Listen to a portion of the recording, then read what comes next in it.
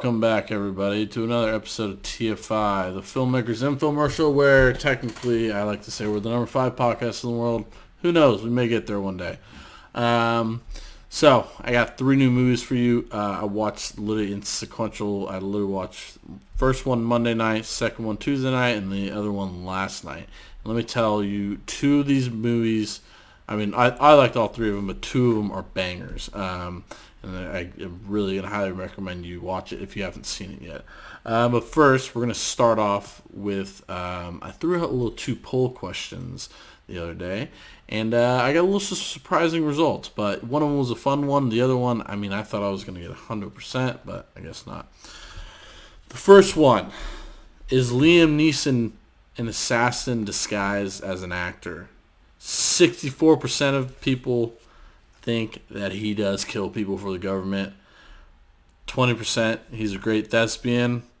16%, this just blew my mind. Now, I mean, I'm on board with he's killing people for the government, all right?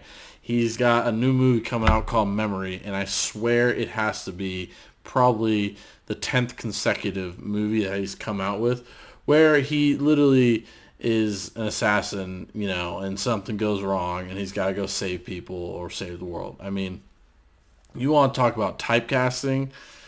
My boy Liam is just, he's embracing his typecasting of just being like, you know what? I'm just going to be this badass, like, mid-60s, 70-year-old guy that just goes around and kills people, you know. It is what it is, man. He's making his bucks, so good for him. The next one that I actually kind of thought was interesting, but makes sense. Do you go, or do you get to the theater early for trailers, right? You know, usually, you know, your movie's at 6:45, like the one I saw last night, you know, and the movie's technically not going to start till 7 because you got 15 minutes of trailers, right? 76% of people, 15 minutes of trailers are essential. Now, I am in that group. It's an experience, right? I go to the movies because it's an experience, right? You wanna get your popcorn, you wanna get your icy, your candy, whatever have you. You wanna get in your seat. You wanna hit that recline button if you got the reclining option. If you don't, you hope you pick a seat. I pick a seat with no one in front of me so I can plop my feet up. Yes, I'm that guy.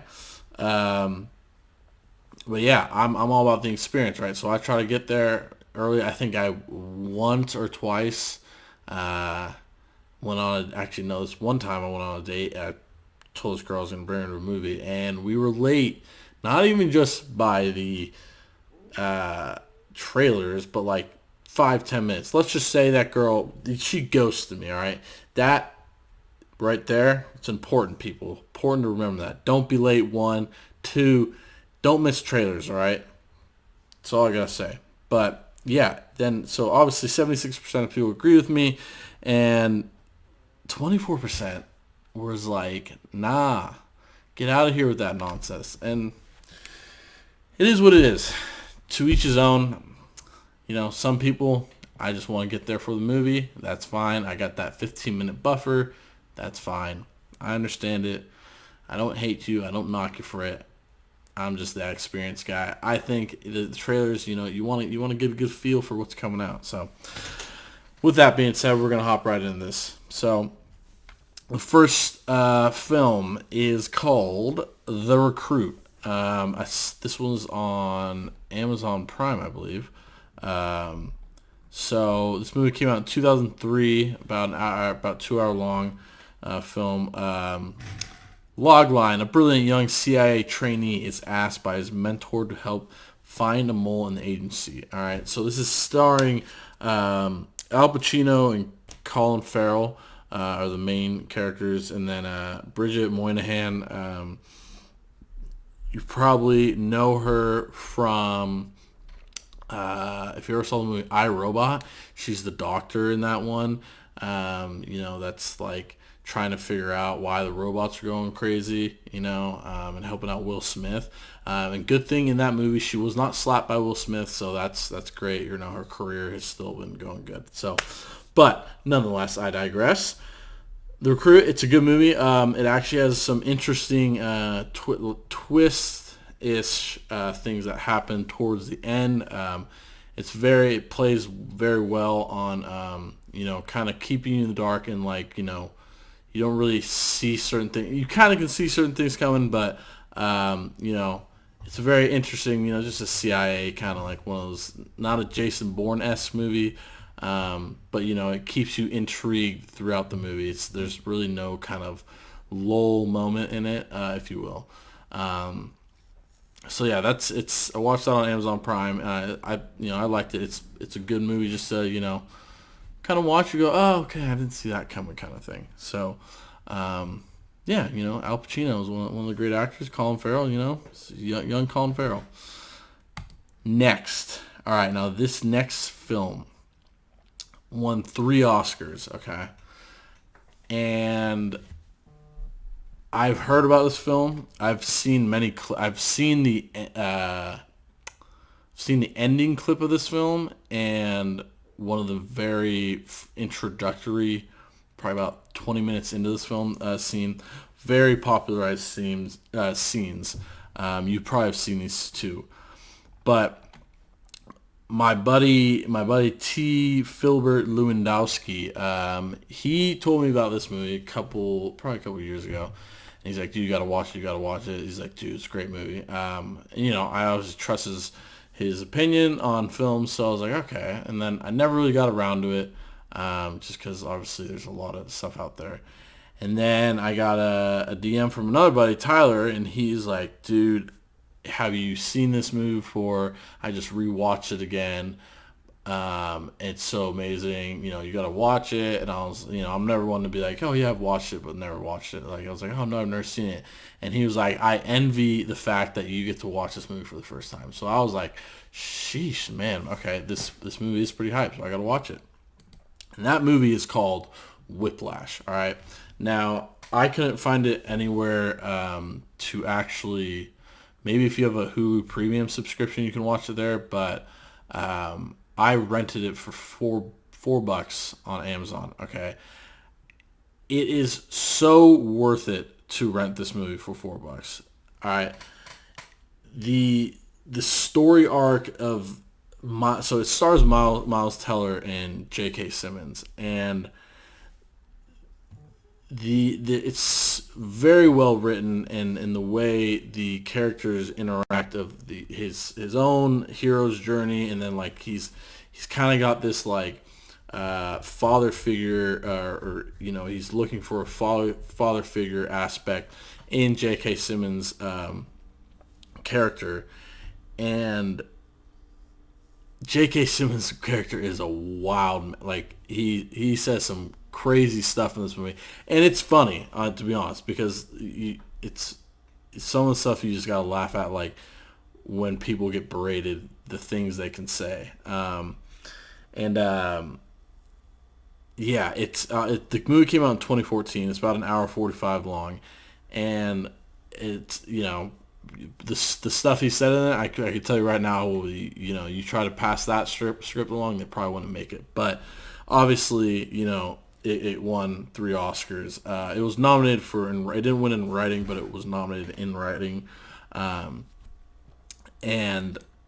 there is a part towards the end of the film where J.K. Simmons kind of has this conversation with Miles Teller's character, and I couldn't agree more with how this conversation goes. It's in a jazz club. If you watch this movie, when that scene comes along, I would bet 90 maybe 100% of people, a majority of people, I would hope, agree with the sentiment that J.K. Simmons' character has. I won't get into it, but it's something that kind of I've learned through sports and through teachers and walks of life, learning through your mistakes and whatnot. And I'm not going to get into it, but it's a great scene, and he has a very interesting philosophy that in today's age, I honestly don't think a lot of people would agree with, because kind of becoming a little soft as a nation. Some people are becoming soft, but nonetheless, I can't recommend this movie enough. It's a great movie, and I'm glad I finally watched it.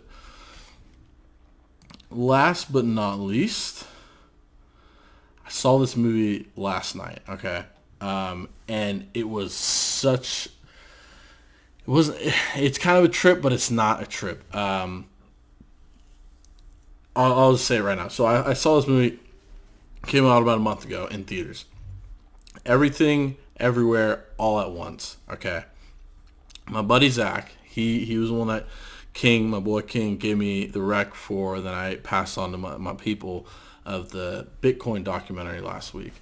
All right. He texted me last week about it, and then he called me yesterday and he goes, dude, you got to go see this movie. And I was like, I'm actually going to see it tonight. He's like, all right, I'm not going to tell you anything about it. He's like, don't watch the trailer. Now, I had actually seen the trailer 2 weeks prior because I usually kind of go between IMDb and YouTube. I like watching new trailers, seeing what's coming out. And I watched the trailer and I was like, okay, this looks interesting, but I didn't pull the trigger on it. And now let me tell you, don't watch the trailer or watch it if you want, but it exceeds all the expectations that I thought was going to happen. It just blew my mind. Okay. This movie, I'm telling you right now, is going to be nominated for multiple Oscars, and it probably is going to win multiple Oscars. I can tell you that right now. You heard it here first. 2023 Oscars. Not like anyone really cares that much, but I'm just saying this movie is going to win multiple Oscars. It was that good.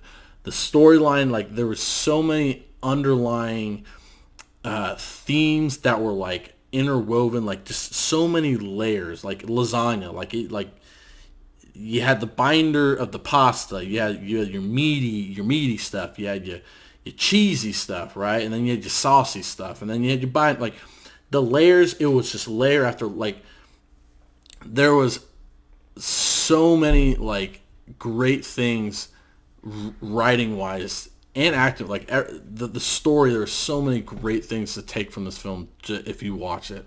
Like I said, I was very blown away by the way it was shot, the way it was edited, just how the story was told. I honestly cannot recommend this movie enough. I would say if you have the opportunity this weekend or in the coming weeks, you need to go see this movie in theaters. Like, there are certain films that I go see, right? Like I'm a Marvel fan, right? I will go see Doctor Strange next week. I will go see Thor: Love and Thunder when it comes out in a couple months. Like, there are certain films I may not recommend, or I may recommend. Oh, okay, I saw this in theaters, but it's a very niche thing, right? Like, a lot of people, you have to be a fan of that kind of thing, to watch, to really get into it. This movie is probably one of the best movies that I've seen in a long time. And like I said, I've seen quite a few movies. And I'm not saying that, I know what constitutes a high quality movie from a low quality movie, right? It's all subjective. But I will say this, I truly believe you will not be disappointed if you go and see this movie. I think it's that phenomenal of a movie. So, Everything, Everywhere, All at Once, highly recommend you see it in theaters. Do not wait for it to come out on demand. Just get your butt out of your apartment. Go by yourself, go with your girlfriend, your boyfriend, whatever. Go see the movie. You will not regret it. Trust me. Okay? So, that's it. That's it. Like I said, I was pretty hype on Whiplash. Like, I like Recruit, but I was pretty hype on Whiplash and Everything, Everywhere, All at Once. And yeah, guys, like, comment, subscribe, and yeah, we'll see you next week. All right, peace.